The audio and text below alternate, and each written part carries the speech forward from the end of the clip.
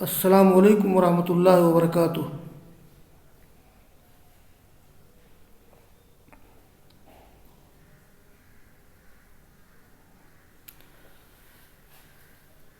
عزیز طلبہ، آج سنن نسائی میں جس باب کا درس ہے وہ باب ہے باب الجمع بین المتفرق والتفریق بین المجتمع،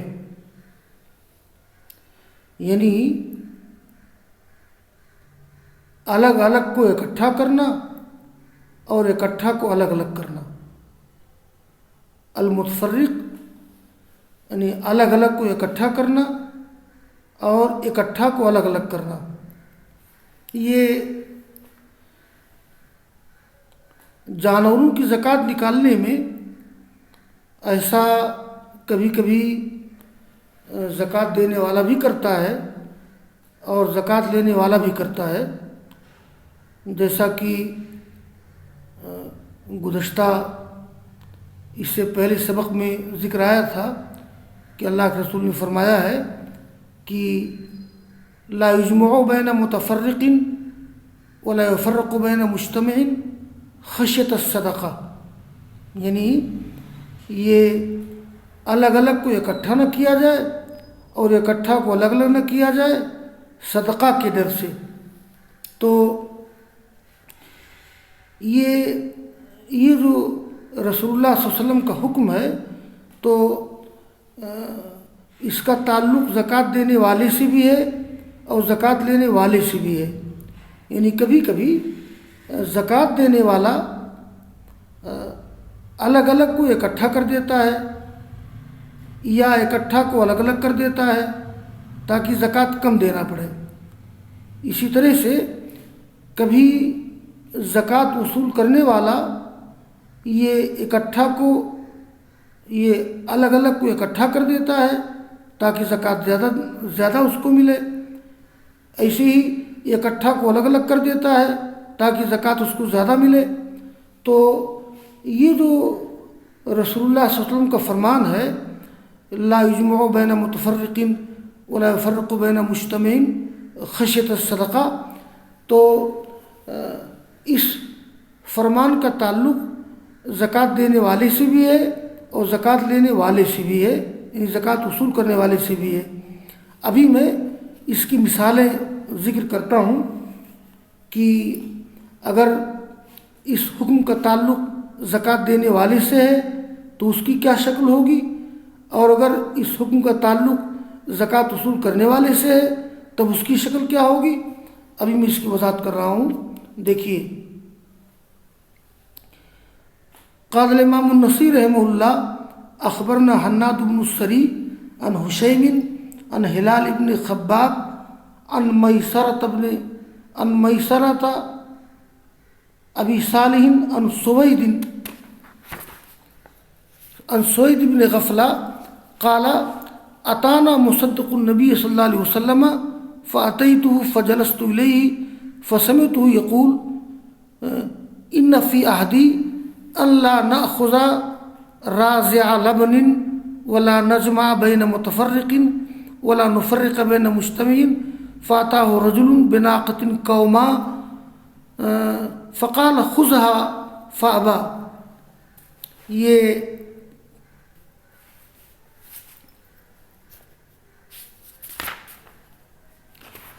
سوید بن غفلہ کہتے ہیں کہ ہمارے پاس رسول اللہ صلی اللہ علیہ وسلم کا ساعی آیا۔ دیکھیے، ایک ہے مصدق ایک ہے مصدق، تو مصدق مانے ہوتے ہیں زکوٰۃ وصول کرنے والا یعنی ساعی، تو اور مصدق زکوٰۃ دینے والا۔ تو یہ اتانا میرے پاس مصدق، تو مصدق کا دونوں معنی ہے، زکوٰۃ دینے والا اور زکوٰۃ لینے والا۔ تو ہمارے پاس رسول اللہ صلی اللہ علیہ وسلم کا ساعی آیا یعنی زکوٰۃ وصول کرنے والا آیا۔ تو سوید کہتے ہیں فاتیتہ میں اس کے پاس گیا، فجلستہ ان کے پاس بیٹھا، میں نے ان کو سنا کہ وہ کہہ رہے تھے ان فی عہدی، یعنی ہمارے معاہدے میں یہ بات ہے، یعنی رسول اللہ صلی اللہ علیہ وسلم کے سائی نے یہ کہا کہ گویا ہمارے قانون میں، ہمارے ضابطے میں یا میرے عہد میں یہ بات ہے، یعنی ہمارا جو معمول ہے رسول اللہ صلی اللہ علیہ وسلم کے حکم کے مطابق، ان فی عہدی، تو یہ میرے معاملے میں یہ بات ہے کہ ہم نہیں لیں گے دودھ پینے والے کو، یعنی جیسے زکوٰۃ وصول کرنے میں ہم چھوٹے بچے کو نہیں لیں گے، ان لا ناخذ راضع لبن، ہم دودھ پینے والے کو نہیں لیں گے، ولا نجمع بین متفرق ولا نفرق بین مجتمع، اور نہ ہم اکٹھا کریں گے الگ الگ کو اور نہ الگ الگ کریں گے اکٹھا کو۔ فاتح رجل، ابھی میں اس کی وضاحت کرتا ہوں کہ اس کی کیا شکل ہوتی ہے۔ فاتح رجل بناقۃ قوما، یہ ناقۃ قوما کے معنی ہوتے ہیں ناقۃ مشرفۃ السنام، یعنی ایسی اونٹنی جس کا کوہان ابھرا ہوا ہو۔ تو یہ ایک شخص آئے، فاتح رجل بناقۃ قوما، ایک شخص لایا اونٹنی جس کا کوہان ابھرا ہوا تھا، وہ اونٹنی اچھی نہیں مانی جاتی ہے۔ فقال خذھا، کہا کہ اس کو لے لیجئے، تو انہوں نے انکار کر دیا۔ مطلب یہ ہے، ایک روایت پہلے گزری ہے کہ زکوٰۃ وصول کرنے میں نہ تو زکوٰۃ میں بچہ لیا جائے گا، نہ بہت اچھا مال زکوٰۃ میں لیا جائے گا، نہ بہت خراب مال لیا جائے گا، بلکہ اوسط مال زکوٰۃ میں لیا جاتا ہے۔ اور آگے کی روایت دیکھیے، قال امام النصیر رحمہ اللہ حدثنا ہارون بن زید بن یزید یعنی ابن ابی الزرقاء قال حدثنا ابی قال حدثنا سفیان عن عاصم بن کلیب عن ابیہ عن وائل بن حجر ان النبی صلی اللہ علیہ وسلم بعث ساعیا فأتى رجلا فأتاه فصیلا مخلولا فقال النبی صلی اللہ علیہ وسلم بعثنا مصدق اللہ ورسولہ وإن فلانا أعطاه فصیلا مخلولا اللهم لا تبارك فيه ولا في إبله فبلغ ذلك الرجل فجاء بناقة حسنة فقال أتوب إلى الله عز وجل وإلى النبي صلى الله عليه وسلم فقال النبي صلى الله عليه وسلم اللهم بارك فيه وفي إبله۔ دیکھیے، اصل میں عہد نبی میں بھی اگر کوئی شخص زکوٰۃ دینے میں اچھا مال نہیں دیتا تھا تو اس کو رد کر دیا جاتا تھا، اور رسول اللہ صلی اللہ علیہ وسلم اس کے لیے بد دعا دیتے تھے۔ اور اگر کوئی شخص بڑھیا مال زکوٰۃ میں دیتا تھا تو آپ اس کو قبول کرتے تھے، اس کے لیے دعا دیتے تھے۔ دیکھیے یہ روایت ہے، وائل بن حجر کہتے ہیں کہ رسول اللہ صلی اللہ علیہ وسلم نے بھیجا، یہ سائی معنی زکوٰۃ وصول کرنے والا، بھیجا زکوٰۃ وصول کرنے والے کو، فأتى رجلا، تو وہ ایک آدمی کے پاس پہنچا، فأتاه فصیلا مخلولا، یہ مخلول کہتے ہیں محزول، اور فصیل کہتے ہیں جانور کو وہ بچہ جس نے ابھی دودھ پینا چھوڑا ہو۔ تو باسسائین فأتى رجلا فأتاه فصیلا مخلولا، تو اس کے پاس وہ کون سا جانور لایا اس کے پاس، یعنی ایک آدمی زکوٰۃ وصول کرنے گیا تو ایک شخص کے پاس گیا تو اس نے زکوٰۃ میں کیا دیا، فصیلا مخلولا، لایا اس کے پاس یہ جانور کا بچہ جو دبلا تھا۔ تو اللہ کے رسول نے کہا، فقال النبی صلی اللہ علیہ وسلم، یہ فقال النبی صلی اللہ علیہ وسلم بعثنا مصدق اللہ و رسول ہی، تو اس نے کہا کہ رسول اللہ صلی اللہ علیہ وسلم نے ہم کو بھیجا ہے اور ہم اللہ تعالیٰ کی طرف سے زکوٰۃ وصول کرنے والے ہیں، اللہ کے رسول کی طرف سے۔ وَأَنَّ فُلَانًا آتَاهُ فَصِيلًا مَخْلُولًا، تو اللہ کے رسول نے فرمایا یہ فقال النبی، یہ آپ نے جو بد دعا کی تھی وہ اس کا مقولہ وہی جملہ ہے۔ تو آپ نے فرمایا کہ بھیجا ہم کو یہ بھیجا ہے ہم کو اللہ تعالیٰ کی طرف سے زکوٰۃ وصول کرنے والا اور رسول کی طرف سے، اور یہ کہ فلاں آدمی نے دیا ان کو ایک بچہ جو دبلا ہے۔ آپ نے کیا فرمایا؟ اللہم لا تبارک فیہ، اے اللہ اس کو برکت نہ دے، نہ اس کے اونٹ میں برکت دے۔ فبلغ ذلک الرجل، یہ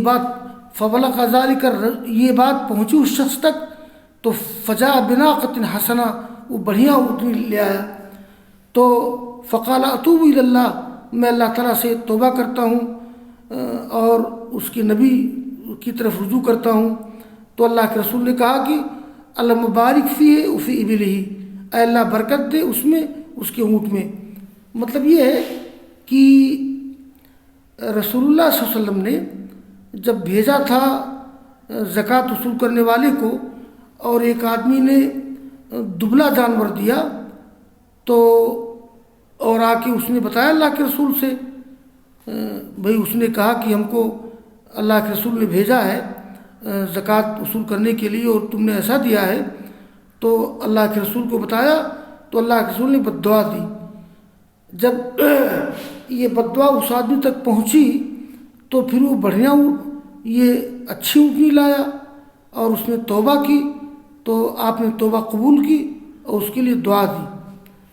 ہاں، اس میں میں یہ ذکر کر دوں، یہ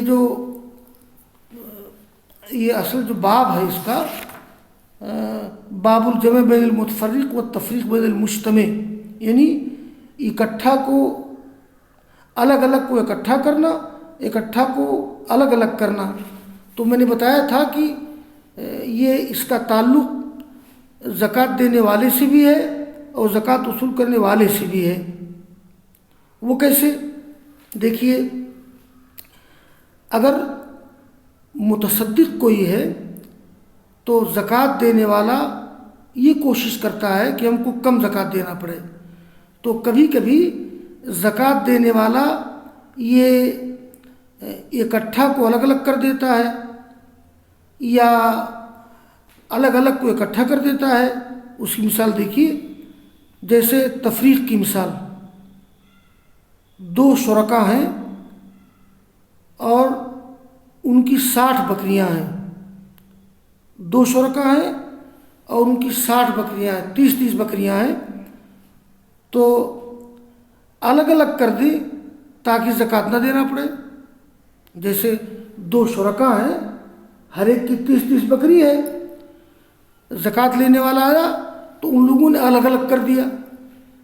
اب الگ الگ کر دینے میں 30 بکری ہو گئی، تو بکری کا نصاب 40 ہے تاکہ زکوٰۃ نہ دینا پڑے۔ حالانکہ جب دو شرکا کی 60 بکریاں ہیں تو اس میں ایک بکری زکوٰۃ نکلے گی۔ اور جمع کی مثال، جیسے دو غیر شرکا ہیں، یعنی دو آدمی ہیں، شریک نہیں ہیں، دو غیر شرکا ہیں، ہر ایک کی 40 بکریاں ہیں، تو ہر ایک پر ایک بکری زکوٰۃ ہوتی ہے۔ تو دو غیر شرکا کی 40 بکریاں ہیں، جب زکوٰۃ لینے والا ہے تو اکٹھا کر دے تاکہ ایک بکری دینا پڑے، ورنہ دو بکری زکوٰۃ میں دینا پڑے گا، اس لیے کہ 40 میں ایک بکری، 40 میں ایک بکری۔ تو یہ جو آپ نے فرمایا کہ لا یجمع بین مفترق ولا یفرق بین مجتمع، یعنی الگ الگ کو اکٹھا نہ کیا جائے اور اکٹھا کو الگ الگ نہ کیا جائے، تو اس کا تعلق زکوٰۃ دینے والے سے بھی ہے۔ میں نے بتایا کہ کبھی کبھی زکوٰۃ دینے والا ایسا کرتا ہے کہ یہ الگ الگ کو اکٹھا کر دیتا ہے تاکہ زکوٰۃ کم دینا پڑے یا زکوٰۃ نہ دینا پڑے، اور کبھی اکٹھا کو الگ الگ کر دیتا ہے تاکہ زکوٰۃ نہ دینا پڑے کم دینا پڑے. جیسا کہ میں نے مثال دی تفریق کی مثال اور جمع کی مثال. تو دوبارہ سن لیں طلبہ. تفریق کی مثال یعنی الگ الگ کرنے کی مثال. جیسے 2 شریک ہیں اور ان کی 60 بکریاں ہیں. تو 60 بکریاں ہیں، ان میں ایک بکری زکوٰۃ ہوگی.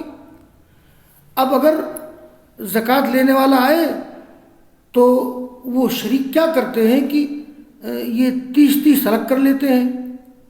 30 الگ کر دیں کہ بھئی ہماری 30 بکری 30 ان کی بکری، تو زکوٰۃ نہیں دینا پڑتا ہے.